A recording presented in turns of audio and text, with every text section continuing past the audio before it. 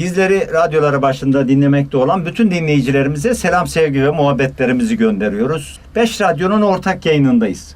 Bizleri evlerinde, iş yerlerinde, arabalarında özellikle dinlemekte olan, yolda yolakta dinlemekte olan herkese selam, sevgi ve hürmetlerimizi gönderiyoruz efendim. Malatya'mızda aktif olarak benim idare etmekte olduğum 5 radyomuz var.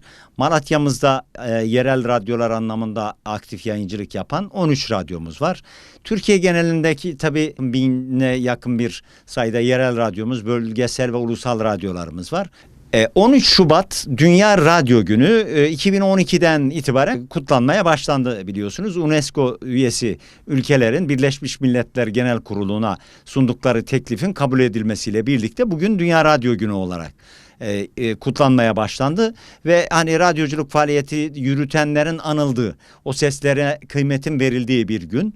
Bu yönüyle tabii ki mutluyuz. Yani dünyada radyoculuğun konuşulması, buna dair etkinliklerin yapılması, her yıl farklı temaların uygulanması, hayata geçirilmesi elbette kıymetli. Türkiye'de işte sinema, radyo, televizyon sırasıyla gelişen, teknolojisi ilerleyen bir alandı. Radyoculuktan sonra televizyon bulunduğu zaman radyoculuk biteceği iddia edildi.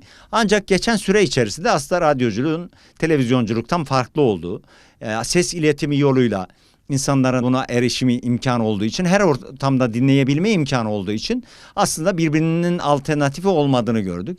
Bugün dijitalleşen dünyada işte internetler müzik dinleyebilme olanakları da ortaya ilk çıkıp yaygınlaşmaya başlandığı zaman denildi ki evet, bu defa radyoculuk bitti. Ama geçen zaman dilimi içerisinde radyoculuğun da bitmediğini gördük. Böyle çeşitli kanallar, yani görüntülü kanallar televizyonculuğu bir yönüyle etkiledi ama onun bir benzeri olan podcast'te radyoculuğun hani bitirebileceği yönünde yorumlar yapılmış olsa da bunlar açıkçası cılız kaldı. Çok ciddi anlamda bir etkilenme olduğunu düşünmüyorum. Çünkü her an radyoda müzik var. Her an size o an gündemi yansıtan bir ses var. O anki duygunuzu yansıtabileceğiniz, duygunuzu hissedebileceğiniz anlar yaşanıyor. Dolayısıyla hani podcastler önemli, dijitalleşme önemli. Ancak alternatifi olup da radyoculuğu tepetaklak götürebilecek ölçüde olduğunu ifade etmek elbette zor. Radyoculuğun en büyük sorunları da bir kere yani özellikle teknolojinin hızla gelişmesiyle birlikte bir amortisman sorunu diyebilirim. Yani bir bilgisayar alıyorsunuz, ne kadar kullanabilirsiniz? Mikser alıyorsunuz, ne kadar kullanabilirsiniz? En önemli gider kalemlerinde işte vericilerin pahalı olması ve teşviğin olmaması en büyük problemlerimizden bir tanesi. Tabii Türk Ticaret Kanunu'na tabi faaliyet yürütüyoruz. Anonim şirketleriz. Her bir yerel radyo, her bir bölgesel, ulusal radyo bir anonim şirketidir.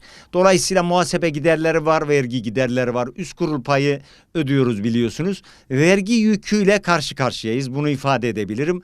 Ama bununla birlikte bir kamusal görev üstleniyor olmamıza rağmen kamudan bir destek alamıyor olmamız, kamu ilanlarında bir pay alamıyor olmamız en büyük etkenlerden bir tanesi. Kamu reklamlarını da kamu spotlarında ücretsiz yayınlamak zorunda oluşumuz, yani bu sorumluluğu yerine getiriyor olmakla birlikte buradan bir gelir elde edemiyor olmamız en büyük çıkmazlarımızdan bir tanesi.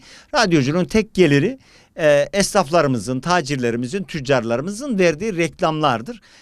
Radyoculuk var olmaya devam ettiği için, dinleyicilerine gerçekten ulaşabildiği için reklamlarda almaya devam ediyoruz ama bütçeler anlamında açıkçası sorun yaşadığımızı ifade edebiliriz. Devlet desteğinin, ki batıda birçok ülkede radyolara ciddi destekler veriliyor, kamu destekleri veriliyor. Türkiye'de bu henüz bugüne kadar olmadı. Olması yönünde de ümidimizi korumaya devam ediyoruz.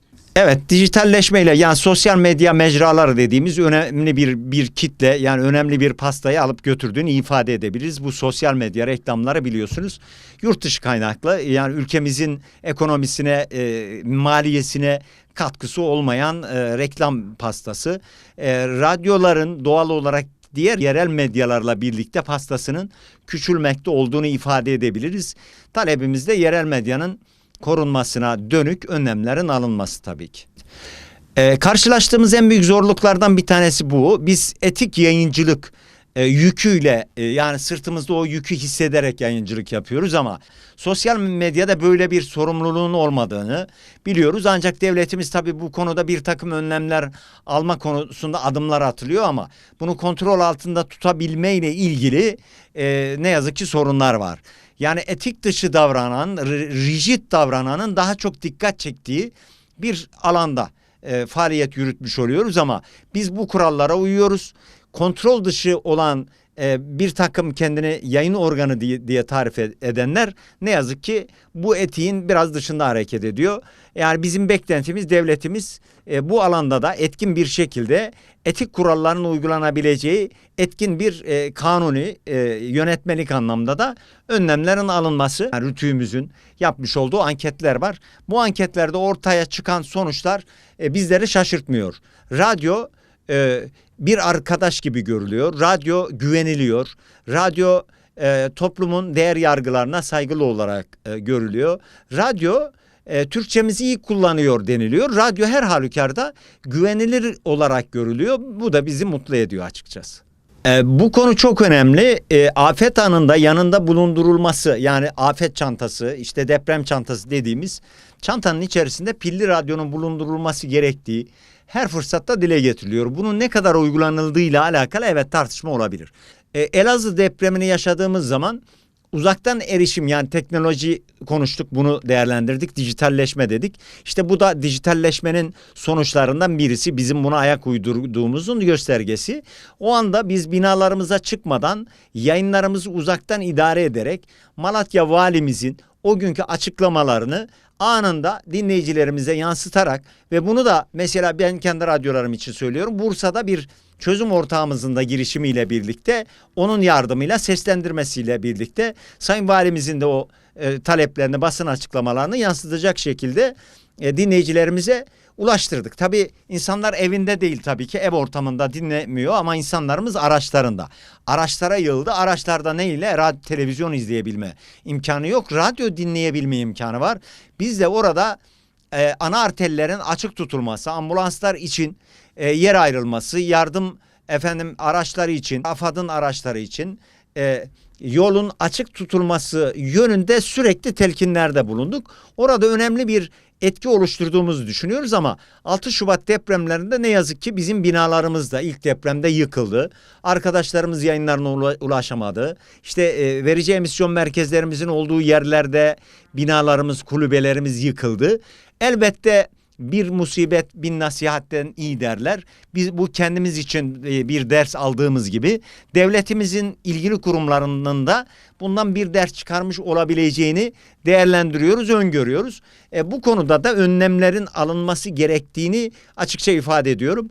Böylesi afet durumlarında radyolarımız, özel radyolarımızda, kamu kurumlarımızın, devletimizin her an için emrindedir. Biz orada milletimizin çıkarları doğrultusunda milletimizin ihtiyaç duyduğu iletişim kanallarını milletimizin emrine vermekle mükellefiz. Biz o sorumluluğu taşıyoruz ve bu konuda kamuyla işbirliği halinde her zaman için faaliyet yürütmeye, önlem almaya hazır olduğumuzu ifade ediyorum.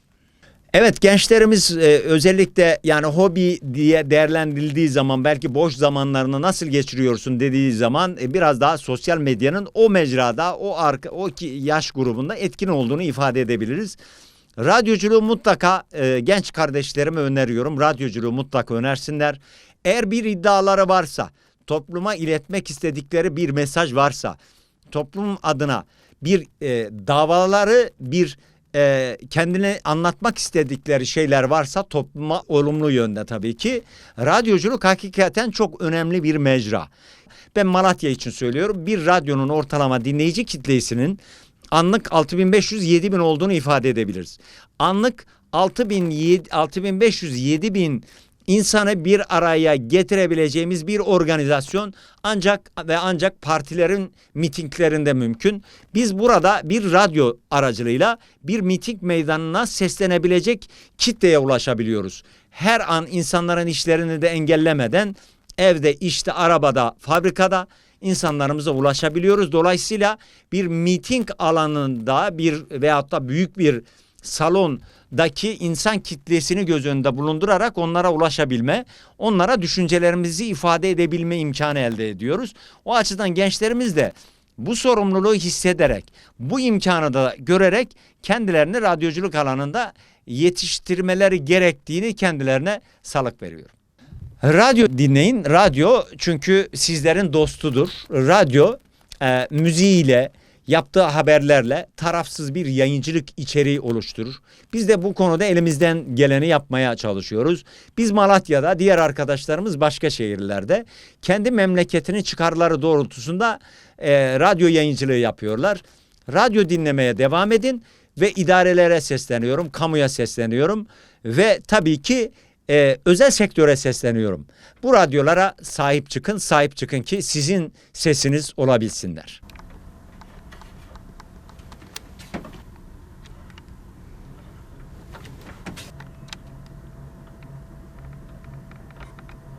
Karanlığa gemi sensin yürüten, ey Rahman, ey Rahim, ey Kerim Allah.